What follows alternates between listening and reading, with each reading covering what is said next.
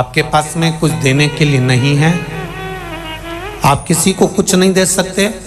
तो श्राद्ध पक्ष में जब आप भगवान शंकर का आराधना करें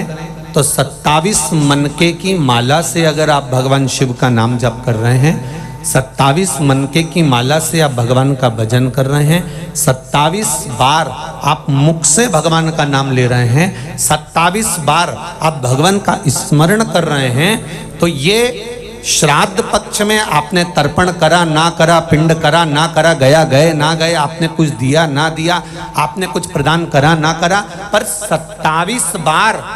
भगवान शंकर का नाम या राम का नाम या कृष्ण का नाम आप अगर अपने पूर्वजों के निमित्तार्थ भी ले लेते हैं, तो शिव महापुराण की कथा कहती है कि श्राद्ध पक्ष में उन्हें गया पिंड तर्पण ब्रह्म कमाली का फल मिल जाता है और उनकी मुक्ति निश्चित हो जाती है। कितनी बार जपना है?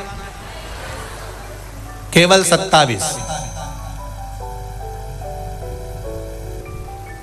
केवल 27, उससे ज्यादा कुछ। और यदि 27 बार आप भगवान का नाम नहीं भी जप सकते हैं और आपको लग रहा है कि पितृ दोष के 4 लक्षण आपके पास में, पितृदोष के 4 लक्षण बड़े होते हैं। पहला, घर में एक ना एक बीमार पड़ा रहता है, एक ठीक होगा, एक बीमार होगा, एक ठीक होगा, एक बीमार होगा, ये पितृदोष का लक्षण। दूसरा, 1 रुपये कमाया, 1.25 रुपये खर्च हो रहा है, कहीं ना कहीं पैसा आके रखाता है और 2-3 दिन में पैसा चले जाता है, साथ में रखा हुआ भी धन जा रहा है, पितृदोष का लक्षण है। तीसरा, घर में जितने सदस्य हैं आपस में किसी ना किसी बात के पीछे उनमें क्लेश बना रहता है, मन मुटाव बना रहता है, थोड़ी थोड़ी बात में कुछ ना कुछ क्लेश हो जाता है। 5वां, घर के बच्चे चिड़चिड़ प्रवृत्ति के होते जा रहे हैं, तो ये 4 लक्षण पितृदोष के बताए हैं। इन पितृदोष का निवारण आप गया जी चले जाएं, ब्रह्म कपाली करा लें, या तर्पण दे दें, या पिंड दे दें, उससे अधिक फल शिव महापुराण की कथा कहती है। आप शंकर भगवान के मंदिर में जब 1 लोटा जल लेकर जाते हैं, शिव जी को 1 लोटा जल जब समर्पित करते हैं, तो उस जल को धीरे धीरे 27 बार आप पंचाक्षर मंत्र, षडाक्षर मंत्र या श्री शिवाय नमस्तुभ्यम बोलकर अपने पूर्वजों का स्मरण कर कर, जो 16 दिन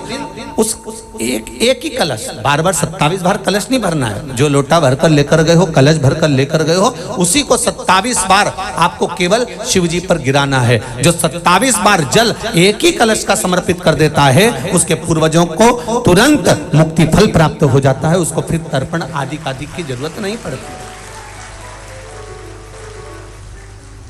जल तो रोज चढ़ाते हो ना आप लोग, रोज जाते हो ना, सारी समस्या का हल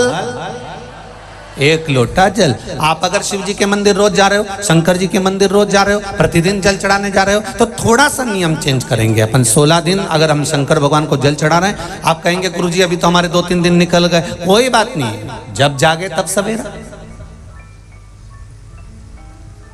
कोई जरूरी है कि वो पीछे के 2-3 दिन निकल गए तो हम कैसे नहीं, आप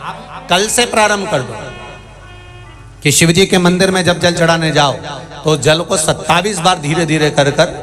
चढ़ाना प्रारंभ करिए। 16 श्राद्ध पूरे होंगे, नवरात्रि आएगी, दीपावली आएगी, और नवरात्रि से और दिवाली के बीच में आपको खुद ये फल प्राप्त हो जाएगा कि आपने 27 बार जो जल चढ़ाया है उसका फल मिला कि नहीं मिला, आपको मिला कि नहीं मिला, घर में शांति हुई कि नहीं हुई, घर में आनंद आया कि नहीं आया, संपदा बढ़ी कि नहीं बढ़ी, वैभव आया कि नहीं आया। केवल